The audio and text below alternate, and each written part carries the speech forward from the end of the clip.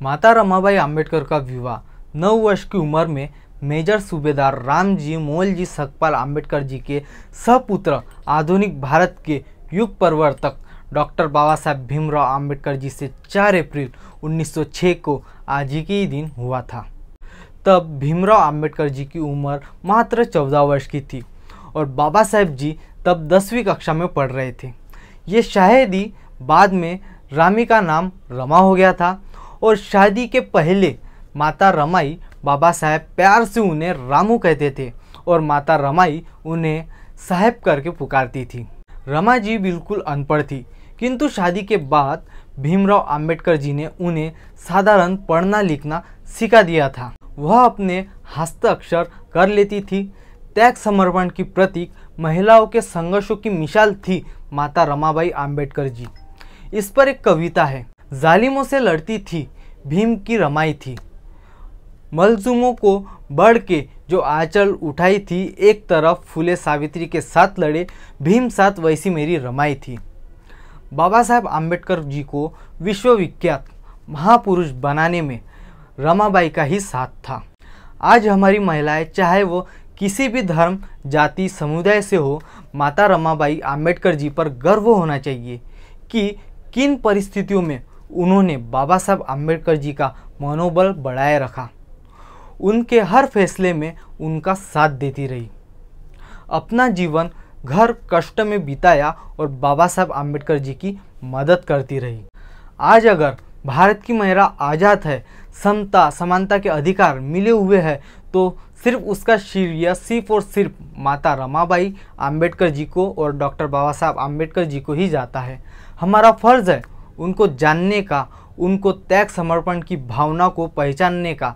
माता रमाबाई आम्बेडकर जी की योगदान को झुटला नहीं जा सकता।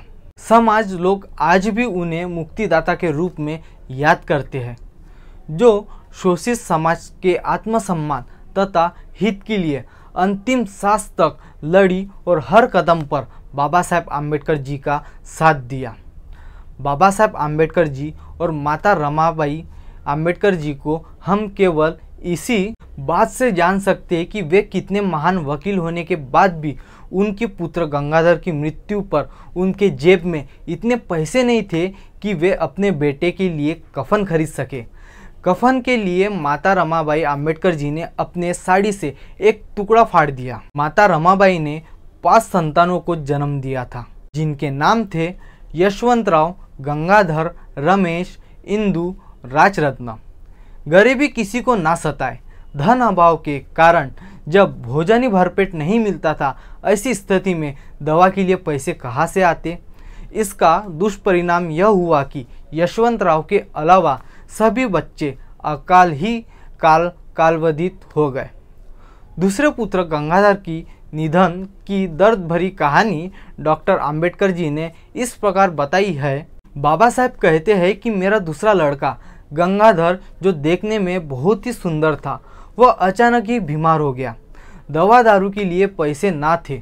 उसकी बीमारी से एक बार मेरा मन डामाडोल हो गया कि मैं सरकारी नौकरी कर लूं। फिर मुझे विचार आया कि अगर मैंने नौकरी कर ली तो उन करोड़ों अछूतों का क्या होगा जो गंगाधर से भी ज़्यादा बीमार है। ठीक प्रकार से इलाज न होने के कारण वह नन्हा सा बच्चा 2.5 साल की आयु में ही चल बसा। गर्मी में लोगों के आए बच्चे मृत्यु शरीर को ढकने के लिए नए कपड़ा लाने के लिए पैसे मांगे, लेकिन मेरे पास इतने पैसे भी नहीं थे कि मैं उन्हें कफन खरीद के दे सकूं। अंत में मेरी प्यारी पत्नी रामू ने अपनी साड़ी में से एक टुकड़ा फाड़ कर दिया। उसी से ढककर उसे शमशान घाट पर लोग लेके गए और दफन कराए। ऐसी थी मेरी आर्थिक स्थिति। 5वां बच्चा राजरत्न बहुत प्यारा था। रमाबाई ने उसकी देखरेख में कोई कमी नहीं आने दी। अचानक जुलाई 1926 में उसे डबल निमोनिया हो गया। काफ़ी इलाज के बाद भी 19 जुलाई 1956 को दोनों के बिकलाते छोड़कर वह चल बसा। माता रमाबाई को इससे बहुत ही ज़्यादा सदमा पहुंचा और वह बीमार रहने लगी। धीरे धीरे पुत्र शोक कम हुआ तो बाबा साहब भीमराव आम्बेडकर जी महाड़ के सत्याग्रह में जुड़ गए। महाड़ में विरोधियों ने षड्यंत्र रचा कि उन्हें मार डालने की योजना बनाई। यह सुनकर माता रमाबाई ने महाड़ के सत्याग्रह में अपने पति के साथ रहने की अभिलाषा व्यक्त की। धन्य वो माँ जिसने माँ रमाई जैसी बेटी को जन्म दिया, जिसने अपना त्याग समर्पण से डॉक्टर बाबा साहब आम्बेडकर जी को महान बना दिया। साथियों, इतने बड़े संघर्षों की बदौलत सर्व समाज की महिलाएं और बहुजन समाज के सम्मान के साथ जी रहे हैं। दोस्तों, आज की इस वीडियो में आपको स्टोरी कैसी लगी मुझे कमेंट बॉक्स में ज़रूर बताना।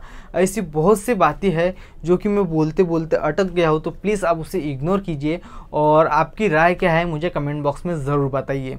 तो चलिए दोस्तों, मिलते हैं हमारे नेक्स्ट वीडियो में। तब तक के लिए आप सभी को नमो बुद्धाय और कड़क जय भीम, और मिलते हैं हमारी भीम जयंती में। तो चलिए मिलते हैं हमारे नेक्स्ट वीडियो में।